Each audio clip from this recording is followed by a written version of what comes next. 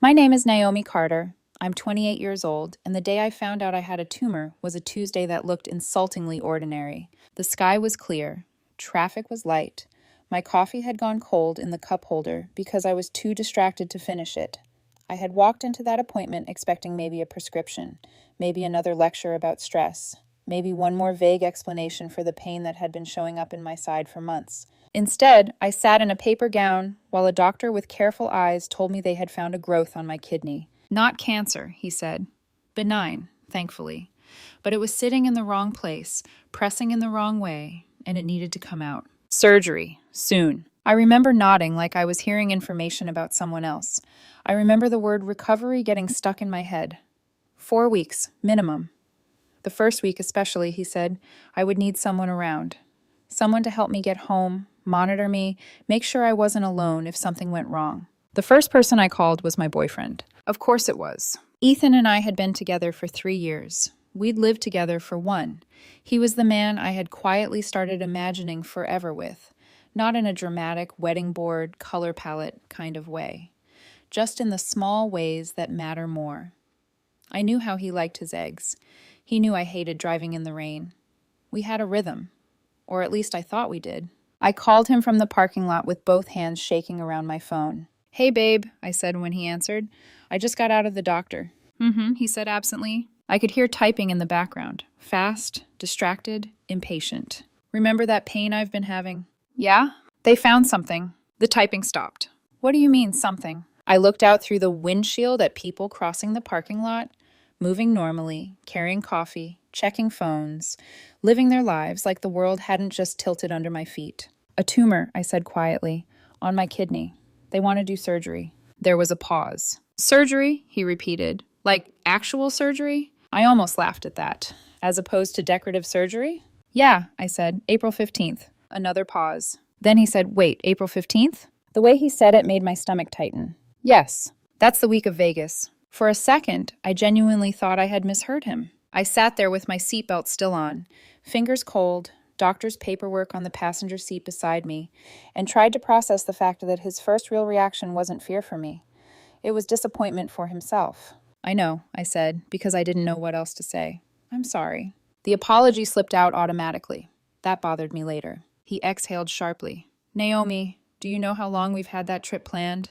I closed my eyes. Ethan, this is surgery. I know, but Vegas has been booked for 6 months. I pressed my lips together so hard they hurt. So maybe you could reschedule. Silence. Then, slowly, like I had said something unreasonable, he asked, reschedule Vegas? I stared ahead at the hospital entrance. Yes, I said, reschedule Vegas. Naomi, come on. That tone. That dismissive, already annoyed tone people use when they want you to realize you're being inconvenient. It's not like I picked this date for fun, I said. The surgeon has an opening. They want to remove it now. He let out a breath that sounded almost like a laugh. Can't you move it too after I get back? I turned my head and looked down at the folder in my lap just to make sure I wasn't hallucinating this entire conversation. Move the surgery? I asked. Yeah, like a week later. It's not a haircut. I'm just saying there has to be some flexibility. The strangest part was how calm his voice stayed. Like this wasn't cruel. Like this was logistics. Like my body had become a scheduling conflict. I swallowed hard. The doctor said no. Doctors always act like everything is urgent. I went still. That sentence lodged somewhere deep in me. Maybe because he said it so easily. Maybe because it was the first moment I understood this wasn't fear making him react badly. It was selfishness, clean and simple. Ethan, I said more quietly now, I need someone there. He didn't answer for a second. Then, I'll think about it. And just like that, he hung up. I sat in the parking lot for nearly 20 minutes after the call ended. Not crying, not moving, just sitting there with this numb, hollow feeling spreading through my chest. When people imagine heartbreak, they imagine betrayal that arrives loudly. A slammed door, a lipstick-stained collar, a confession, something cinematic. What they don't tell you is that sometimes heartbreak sounds like a man pausing when you say you need surgery because he's doing the math on a Vegas reservation. That night, Ethan came home late. I was sitting at the kitchen counter with the hospital paperwork spread in front of me, pretending to read through the instructions again. He tossed his keys into the bowl by the door, dropped his overnight bag by the couch, and looked at me with the kind of guarded expression people wear when they've already chosen themselves and don't want to be challenged about it. I talked to the guys, he said. Not how are you feeling, not I'm sorry, not even are you okay. I looked up at him. About what? He loosened his jacket and leaned against the counter across from me, like we were discussing rent or dinner plans. About the trip, about all of this. The phrase made something in me go cold. All of this. He gestured vaguely toward the paperwork, toward my body, toward my fear. And, I asked, and they think it's kind of manipulative that you're asking me to cancel. I blinked. For a second, I genuinely couldn't speak. Manipulative? I repeated. He shrugged, like he hated being the messenger, but felt obligated to be honest. They said it sounds like emotional pressure. I let out one short, stunned laugh. I have a tumor. You've had it for a while, apparently. I stared at him. He held my gaze, which somehow made it worse. It's not like this came out of nowhere, he said. And now suddenly it has to happen the exact week I finally do something for myself? I stood up so fast the chair scraped loudly against the floor. For yourself, I said. Don't do that. Do what? Make me the bad guy because I have a life. The cruelty of that almost took my breath away. We live together, I said. We've been together 3 years. I'm having surgery, Ethan. I'm asking my boyfriend to be there when I wake up. He crossed his arms. You can hire help. I stared at him. What? A nurse. Or one of those recovery people. Miranda's mom had somebody after her surgery. You want me to hire a stranger instead of having my boyfriend with me? He rolled his shoulders, annoyed now that I wasn't making this easy. I want you to stop acting like I'm abandoning you because I won't cancel one trip. I laughed again, and this time it sounded ugly even to me. One trip. Yes, Naomi, one trip. I looked at him for a long moment. At the man I had loved. At the man I had defended to my friends when they said he could be selfish. At the man I had almost started building a future around. Then I asked, very quietly, if this were you, would you want me in Vegas? His jaw tightened. That's not the same thing. It was exactly the same thing. He knew it. I knew it. That was why he wouldn't answer. He shook his head, grabbed a bottle of water from the fridge, and said, I'm not doing this tonight. Then he walked into the bedroom and shut the door behind him. I slept on the couch. The next morning, he was already dressed for work when I woke up. Crisp shirt, expensive watch, perfectly normal, like the world hadn't shifted. He picked up his keys and said, I'm going to Vegas. No softness, no hesitation, just a declaration. The guys are counting on me, he added, and everything's already paid for. I sat up slowly, still wrapped in a blanket, and looked at him. There are moments when your heart doesn't exactly break. It clarifies. Okay, I said. He frowned. Okay? What do you want me to say? He stared at me like I had failed some invisible test. I don't know, he said. Maybe be supportive of the fact that I have my own life. I held his gaze. Then I said, right, my mistake. Have fun in Vegas while I have kidney surgery. He rolled his eyes. So dramatic. That was the word he chose. Dramatic. As if fear was performance. As if pain needed to be convenient before it deserved care. He left a few seconds later, and the apartment fell quiet in that strange, ringing way silence does after something important dies. I sat there on the couch for a long time, staring at the closed door. And for the first time since the doctor said the word surgery, I wasn't thinking about the hospital. I was thinking about what it meant that the man I loved had heard I was scared, heard I needed him, and still chose a hotel, a flight, and a weekend in Vegas. 2 weeks before the operation, I tried one more time. That was my last mistake. I told myself I wouldn't beg, that after everything Ethan had said, after manipulative, after dramatic, after watching him weigh my surgery against a weekend in Vegas like they were two equal options, I would keep whatever dignity I had left. I lasted 11 days. 2 weeks before the surgery, I was sitting alone in the apartment, staring at the pre-op instructions taped to the fridge. No food after midnight. Shower with antibacterial soap. Arrange transportation.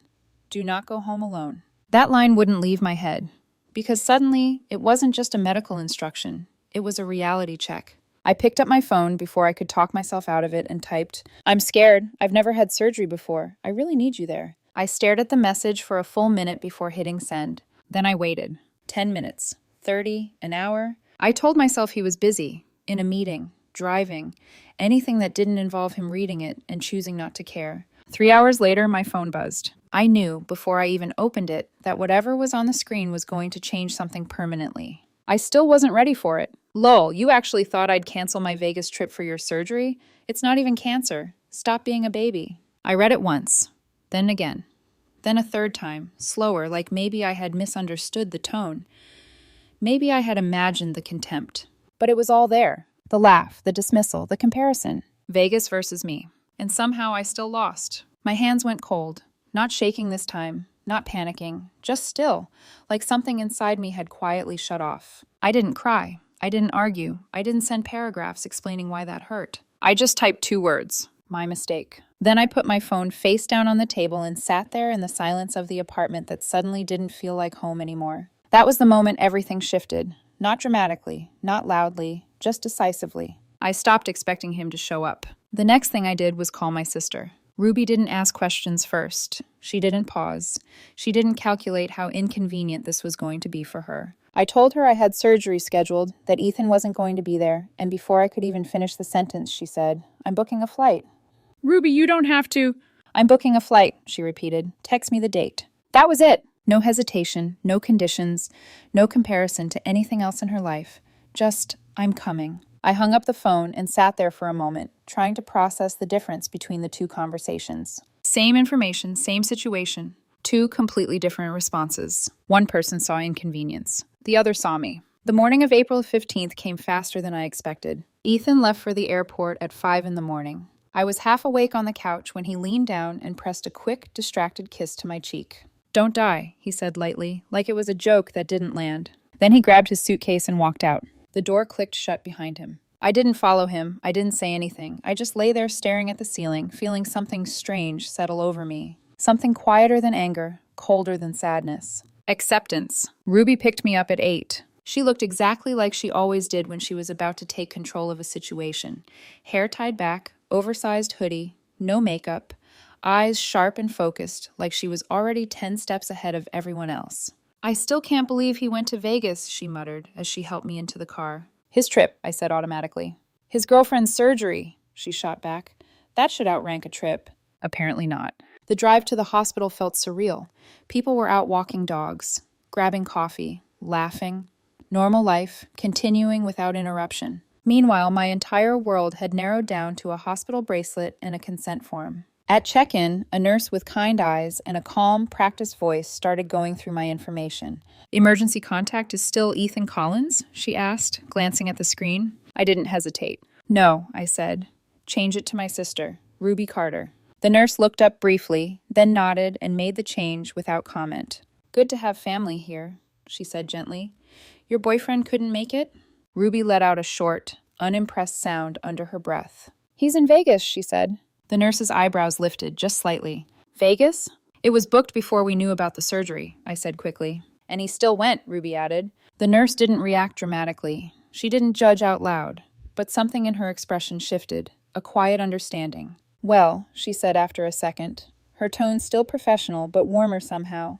"You're in good hands here. We'll take excellent care of you." I nodded, even though that wasn't what I was worried about. The pre-op room was too bright, too quiet, too controlled. I changed into the hospital gown, sat on the edge of the bed, and tried not to think about the fact that in a few minutes I would be unconscious on a table while strangers cut into my body. Ruby sat beside me, scrolling through her phone like she wasn't nervous at all. "Hey," she said suddenly, looking up. "You're going to be fine." I nodded. "I know." "You're strong." "I know." She tilted her head slightly. "You don't sound convinced." I gave her a small smile. "I'm working on it." She reached over and squeezed my hand. "You don't need him for this," she said quietly. "You've got me." I swallowed. Because that wasn't the point, or at least it hadn't been. I hadn't needed Ethan because I was incapable. I had needed him because I thought he cared. That difference hit harder than anything else. The last thing I remember before they wheeled me into surgery was the nurse adjusting my IV and saying, "We'll take good care of you." Her voice was steady, reassuring, certain. And for the first time since all of this started, I believed it. When I woke up, everything felt heavy. My body, my thoughts, even the air. The room was dim, machines humming softly around me, and for a second I couldn't remember where I was. Then it all came back at once. The surgery, the tumor, Ethan, Vegas. I turned my head slowly. Ruby was there, curled up in a chair beside the bed, holding a cup of terrible hospital coffee, watching me like she had been counting every second until I opened my eyes. "Hey," she said, her voice instantly softer. "Hey," I managed, my throat dry.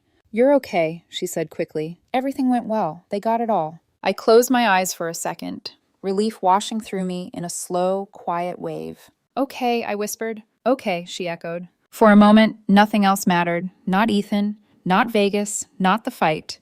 Just the fact that I was still here. But that moment didn't last long. Because around 6 that evening, my phone started buzzing. And it didn't stop. Ruby picked it up, glanced at the screen, and let out a low whistle. "Well," she said, "looks like Vegas finally noticed you're not answering." I turned my head slightly, still groggy.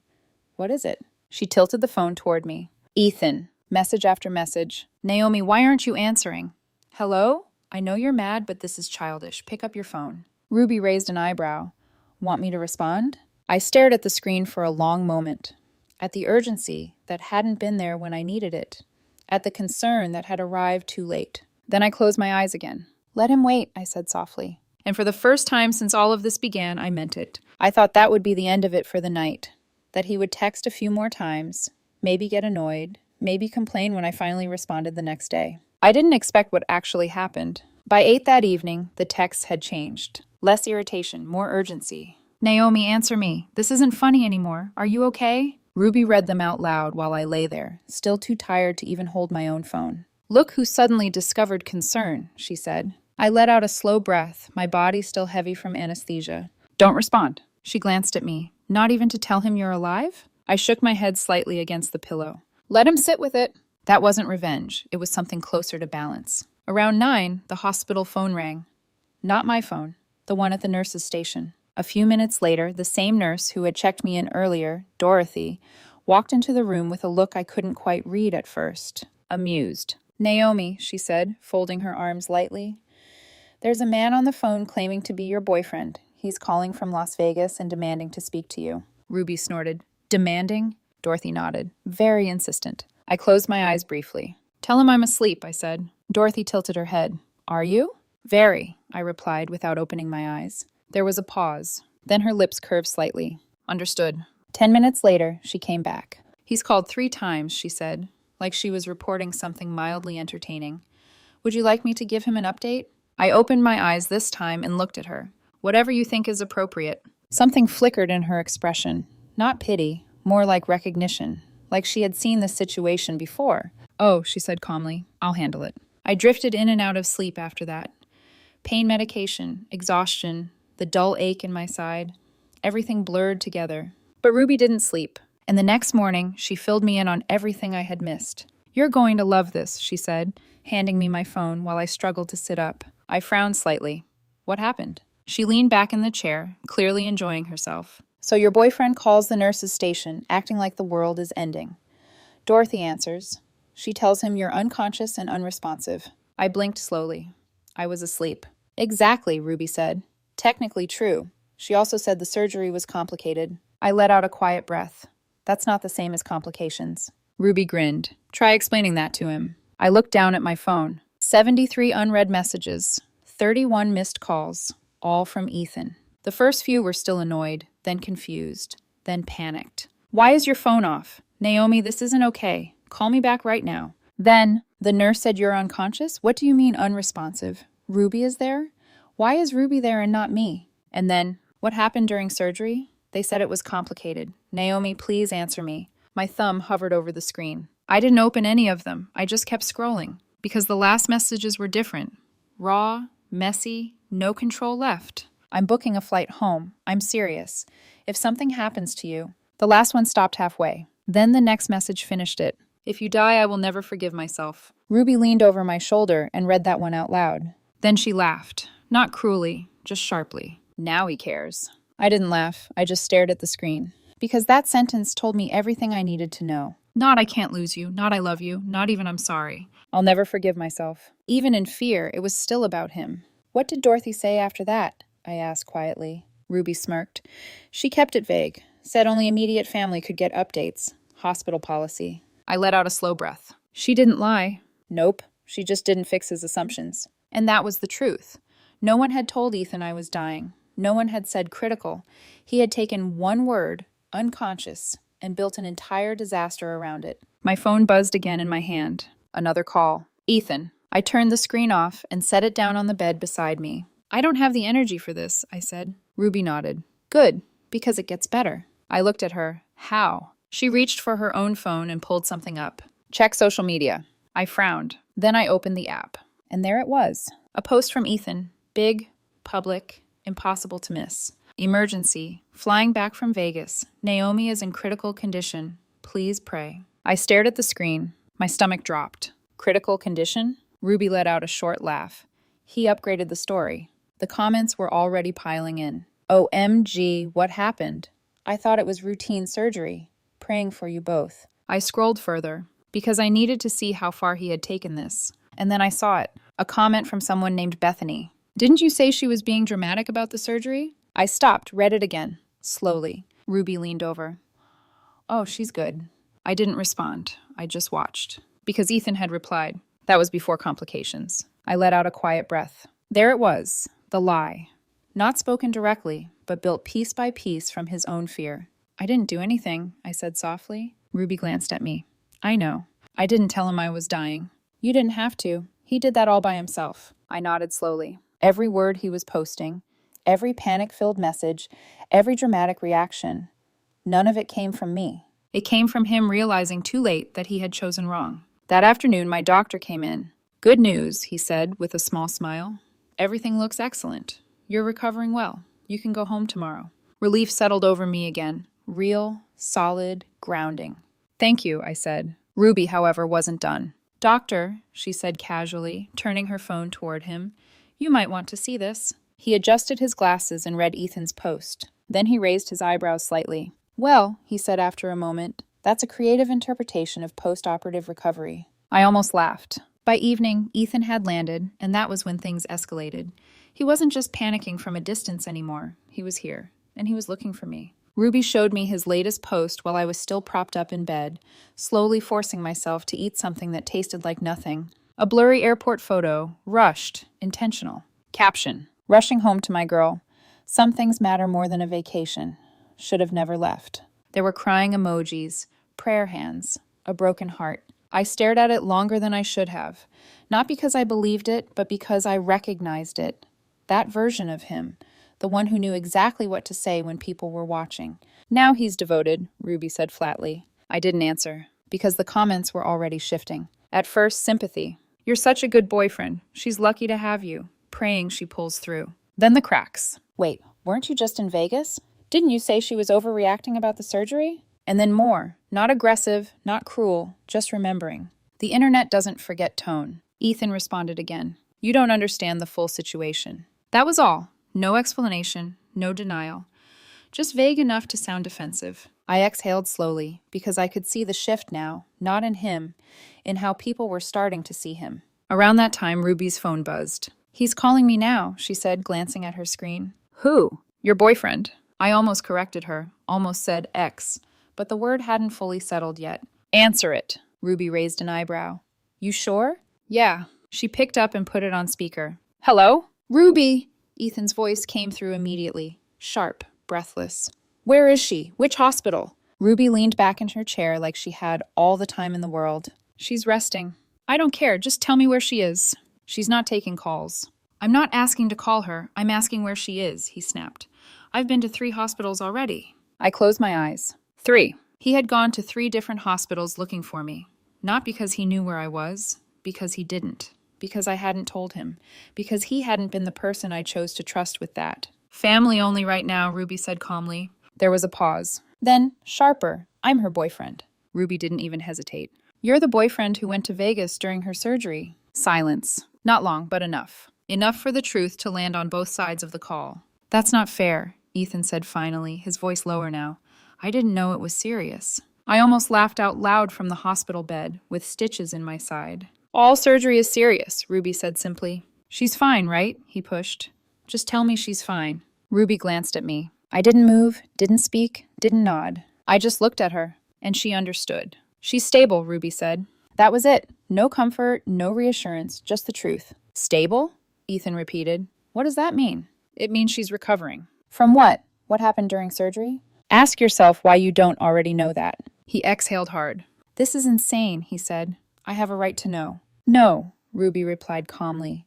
You had a chance to know. You chose something else. He hung up. No goodbye, no apology, just anger. Because even now he wasn't scared of losing me. He was angry about losing control. Wow, Ruby said, setting her phone down. He's spiraling. I didn't respond immediately. Because something inside me was shifting again. Not breaking this time. settling. An hour later, Dorothy walked into the room again. Same calm presence, same quiet authority. "He's been calling hospitals," she said, almost conversationally, "asking for you by name." Ruby smiled faintly.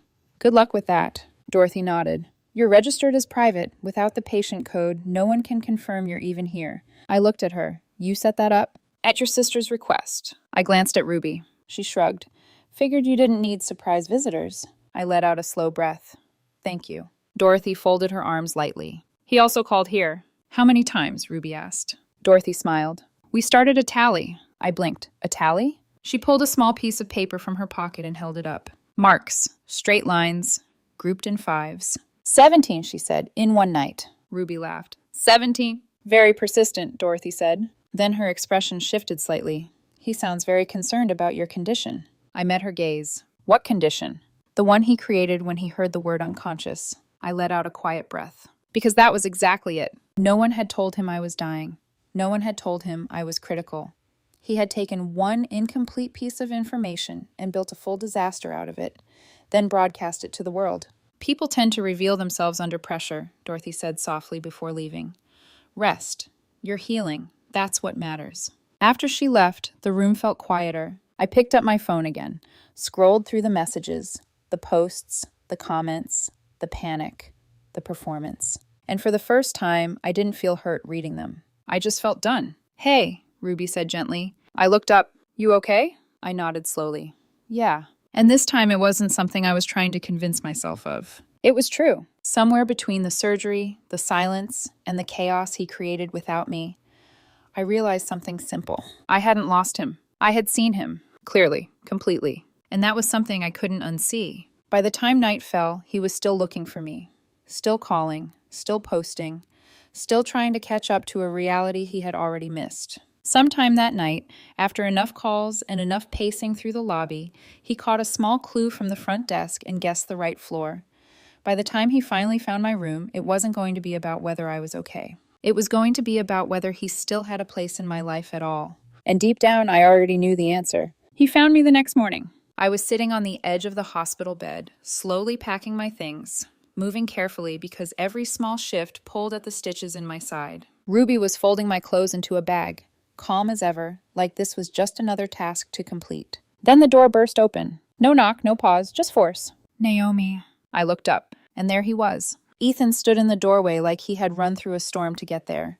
His hair was messy, his shirt wrinkled, his face pale in a way I had never seen before. For a split second, he just stared at me, like he needed to confirm I was real, alive, not the version he had built in his head. "Oh my God," he breathed, stepping forward. "You're okay." I didn't move, didn't smile, didn't soften. Because I was okay, just not in the way he expected. "I've been looking everywhere," he said quickly, his voice uneven. "Ruby wouldn't tell me anything.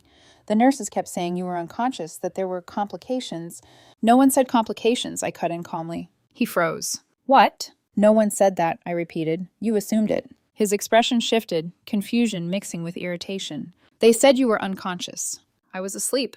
"They said it was complicated." "Surgery is complicated," I said evenly. "That's not the same as something going wrong." He stared at me like the ground had just moved under his feet. Then his eyes narrowed slightly. "You let me think you were dying." The accusation came out fast, sharp, like he had been holding on to it, waiting for a chance to throw it back at me. I held his gaze, steady, unmoved. "I let you think whatever you chose to think," I said. Silence settled over the room, because he knew that was true. "That's messed up," he said finally, running a hand through his hair. "Do you have any idea what that felt like?" I almost smiled, not out of amusement, out of clarity. "Yes," I said quietly, "I do." He blinked. "Thrown off." "Excuse me?" "I told you I was scared," I continued. "I told you I needed you, and you laughed." "That's not—" "You said I was being dramatic," I said, still calm. "You told me to move my surgery like it was a dentist appointment. You told your friends I was manipulative." His jaw tightened. "I didn't mean it like that." "But you said it," I replied. And that was the difference. He spoke without thinking. I remembered everything. "I didn't know it was serious," he said again, grasping for something that sounded like a defense. "All surgery is serious, Ethan." "You're fine," he shot back, gesturing at me like that proved something. "You're literally fine." I nodded once. "Yeah," I said. "No thanks to you." That landed. I saw it in the way his shoulders tensed, in the way his eyes flickered for just a second. But instead of sitting with it, he pushed back harder. I left Vegas early, he said quickly. I came back as soon as I realized. As soon as you thought I might die. Ruby cut in from across the room. He turned toward her, irritation flashing immediately. Stay out of this. No, she said calmly. I don't think I will. He let out a frustrated breath and looked back at me. I gave up 2 days of my trip, he said, like it mattered. I stared at him, then asked very simply, do you want a medal? That hit harder than anything else, because for the first time since he walked in, he didn't have a response. I was worried, he said finally, softer now. I was calling all night. I posted asking for prayers. After someone called you out, Ruby said. He frowned. What? Bethany, your comment section, ring a bell? His face changed, just slightly, but enough. I was venting, he said quickly. People say things. You said I was dramatic, I said. You were making it sound worse than it was. I had a tumor. It wasn't cancer. The words came out automatically, defensively, like he had repeated that logic so many times it had become truth in his mind. I shook my head slowly. This isn't about cancer, I said. This is about you choosing a trip over being there when I needed you. That's not fair, he said again. It is, I replied. You just don't like how it sounds. He started pacing, trying to regain control of a situation that had already moved past him. This whole thing is twisted, he said. You made me look like an idiot. I blinked. You did that yourself. I posted because I thought you were dying. You posted because you were panicking, I corrected, and because you needed people to see you as the guy who came running back. That's not true. Then why didn't you come before? That question stayed between us, unanswered, because it couldn't be answered honestly. At that moment, the door opened again. Dorothy walked in, holding a clipboard. She took one look at Ethan, at his wrinkled clothes, his exhausted face, his barely contained frustration, and smiled. Polite, professional, sharp in a way that didn't miss anything. Oh, she said lightly, you found us. Ethan straightened slightly. Yes, he said quickly. I've been trying to get information all night. I'm sure, Dorothy replied smoothly. How was Vegas? The room went still. Ethan's mouth opened, then closed. No answer, no excuse, just silence. Dorothy glanced at me briefly, then back at him. Naomi's been a model patient, she continued. Her sister as well. It's always nice to see family show up when it matters. That landed exactly where it needed to. Clean, precise, final. Ethan looked at me again. Different now, less confident, less certain. Like he was starting to understand not just what happened, but what it meant. We should go home, he said suddenly. I'll take care of you. I shook my head. No, he frowned. What? I'm not going home with you. Confusion flickered across his face. What are you talking about? We live together. Not anymore. I reached for my phone and held it up. I already arranged movers, I said. I'll be out by the end of the month. His expression cracked, not dramatically, just enough. Enough to show that this was the part he hadn't expected. You're leaving me? He asked. I'm choosing myself, I said. That's the same thing. No, I replied calmly. It just feels that way to you. He took a step closer, lowering his voice. Naomi, come on, let's not do something we'll regret. I looked at him, really looked at him, at the man I thought I knew, at the man who had shown me exactly who he was when it mattered most. And I realized something simple. I wasn't angry anymore. I wasn't even hurt. I was done. I already regret something, I said quietly. He stilled. What? Thinking you'd be there. That was it. That was the moment everything ended. Not with a fight, not with shouting, just with truth spoken clearly enough that it couldn't be ignored anymore. And for the first time since he walked into that room, Ethan had nothing left to say. For a moment, no one moved. Because when something ends that quietly, it takes a second for reality to catch up. Ethan let out a short breath, like he was trying to reset the situation. Naomi, he said, softer now, more controlled. You're overreacting. I almost laughed. Because it was predictable. Even now, after everything, he still thought this was about emotion, about impulse, about something that could be talked down. I'm not overreacting, I said calmly. I'm reacting exactly once, just not in the way you expected. He shook his head slightly, stepping closer again. This is because I went on the trip. No, I said. This is because you showed me what I mean to you. That's not fair. It's accurate. He exhaled sharply, frustration creeping back in. I came back, didn't I? He said. The moment I realized. The moment you thought I might die, I corrected again. That stopped him. Just for a second. But it was enough. You're twisting this, he said. No, I replied. I'm finally seeing it clearly. Ruby zipped up my bag and stood beside me. Car's ready whenever you are, she said. I nodded. Then I carefully slid off the bed, moving slowly, steadying myself against the frame for a moment before straightening. Ethan watched every movement like he wanted to help, like he suddenly remembered what that role was supposed to look like. But he didn't move, because now it wasn't his place anymore. Where are you going? He asked. With Ruby, I said. For how long? A while. That doesn't make sense. You need to be at home. Your things are there. I looked at him. That place stopped feeling like home the moment you chose a trip over being there for me. He flinched slightly. I said I was sorry, he said quickly. No, you didn't. He stopped, then tried again. Okay, I'm sorry. The words came out fast, Late, forced, like something he knew he was supposed to say, not something he actually felt. I nodded once. Thank you, I said. And left it there. No acceptance, no softening, just acknowledgement. Because that was all it deserved. He ran a hand through his hair again, losing whatever composure he had left. This is insane, he muttered. You're throwing everything away over one situation. One situation, I repeated. Yes, one mistake. I held his gaze. You didn't make a mistake, I said quietly. You made a choice. Silence, again. Because he knew that was the part he couldn't argue with. I'll fix it, he said quickly. Whatever you need, I'll fix it. I shook my head. You already had the chance to do what I needed. And now I'm here. Now you're reacting, I replied. That's not the same thing. He looked like he wanted to say more, like he had 10 different arguments lined up. But none of them fit anymore. Because the situation he thought he could control was already over. I can't believe you're doing this, he said finally, quieter now. I picked up my bag, adjusted it carefully, then looked at him one last time. I can't believe I thought you wouldn't, I said. We walked toward the door, Ruby ahead of me, me moving slowly behind her. Ethan stayed where he was. Didn't follow. Didn't stop us. Because deep down he understood. There was nothing left to stop. Naomi, he called once more as my hand reached the door. I paused, not turning around, just listening. What am I supposed to tell people? He asked. There it was. The last thing he cared about. Not me, not us, not even what he had done. Just how it would look. I let out a slow breath. Then answered, without turning back.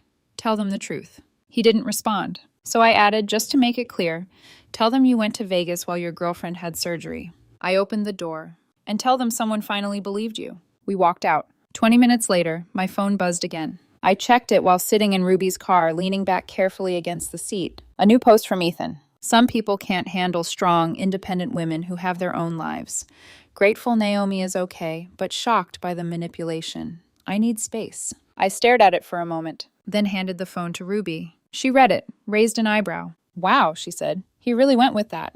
Of course he did, because that was easier than telling the truth. But this time the comments were different. Not confused, not supportive. Clear, sharp, honest. You were in Vegas during her surgery. Independent doesn't mean abandoning your partner. Didn't you call her dramatic? Ruby smiled slightly and handed the phone back. He's getting cooked. I didn't respond. Because for the first time, I didn't care. An hour later, the post was gone. Deleted. Just like that, like it never existed. I leaned my head back against the seat and closed my eyes. The pain in my side was still there. The exhaustion, the slow, careful breathing. Recovery wasn't going to be quick or easy, but it was real, and it was mine. Later that evening, sitting in Ruby's hotel room, I looked at the discharge papers again. Follow-up appointments, medication schedule, recovery timeline, all the things I needed to heal. And for the first time since this started, I felt something steady settle inside me. Not relief, not happiness. Something stronger. Freedom. I lost a relationship, but I didn't lose anything that was real. Because when it mattered, he wasn't there. The surgery removed the tumor. It also removed the last illusion I had about him. I'm healing. My body, my life, my choices. And the clearest thing I know now is this. I didn't just survive the surgery. I walked out without him.